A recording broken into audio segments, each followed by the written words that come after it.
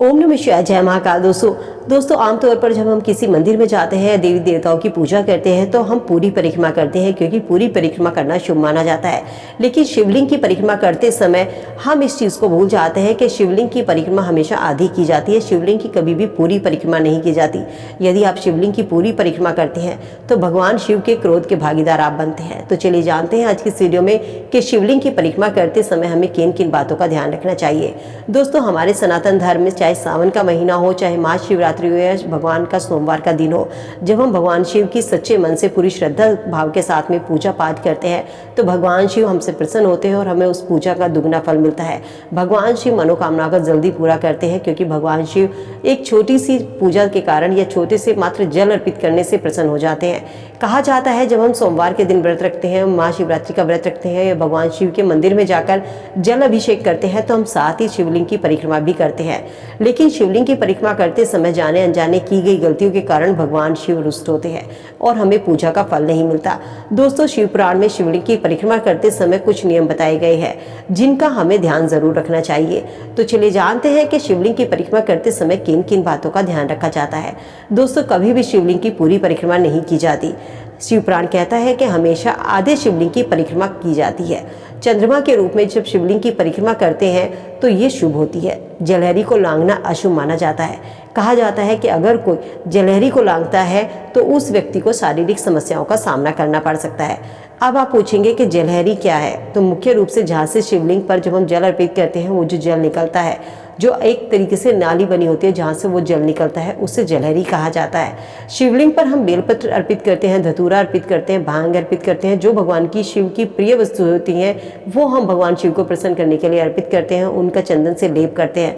ऐसा करने से भगवान शिव प्रसन्न होते हैं और अपने भक्तों की मनोकामनाओं को पूरा करते हैं। महाशिवरात्रि आ रही है, पूजा का पूर्ण फल पाना चाहते हैं तो जब भी पूजा करें तो परिक्रमा जरूर करें, लेकिन परिक्रमा करते समय इस चीज़ का ध्यान रखें कि एक तो आपको मंत्रों का उच्चारण जरूर करना है, चाहे ओम नमः शिवाय मंत्र का जाप करते रहिए। शिव पुराण के अनुसार और पंडित प्रदीप मिश्रा जी भी ये बताते हैं कि शिवलिंग की हमेशा आधी परिक्रमा करने का ही विधान होता है।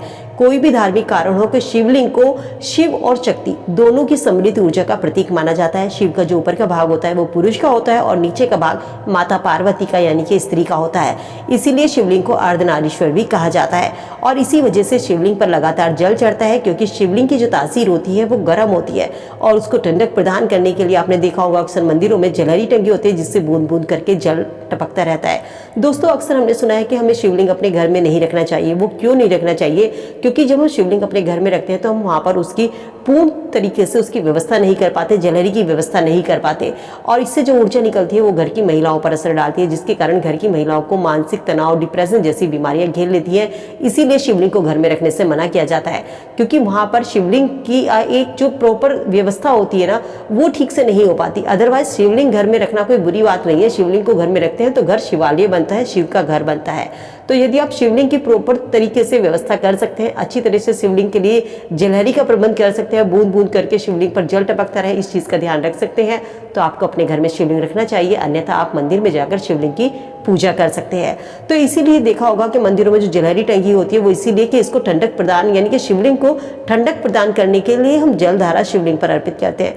कहा जाता है, शिवपुराण भी कहता है, पंडित प्रदीप मिश्रा जी भी बताते हैं कि शिवलिंग पर जब भी जल अर्पित करें तो सीधे ऐसा नहीं कि लोटे में जल ले गए और उड़ेल दिया। शिवलिंग पर पतली पतली धारा बूंद बूंद करके जल अर्पित करें, साथ ही मंत्र का उच्चारण करते रहिए। जब तक आपकी जल धारा शिवलिंग पर गिरती है तब तक आपका मंत्र का जाप होता रहना चाहिए। ऐसा नहीं कि शिवलिंग पर आप जल अर्पित कर रहे हैं और अपने मंत्रों का उच्चारण नहीं कर रहे तो इसीलिए आपको पूजा का फल नहीं मिल पाता। शिवलिंग की जब परिक्रमा करें तो दोस्तों एक तो आपको आधी परिक्रमा करनी चाहिए और शिवलिंग को जलधारा सबसे अधिक प्रिय है, तो इसीलिए शिवलिंग पर जब भी जल अर्पित करें तो मैंने बताया आपको पतली पतली धार बनाकर शिवलिंग पर जल अर्पित करनी चाहिए। अब बात करते हैं कि जो जलधारा शिवलिंग की जो जलहरी होती है, एक वो होती है जो ऊपर जल टंगा होता है, लेकिन लांघना क्यों मना किया जाता है?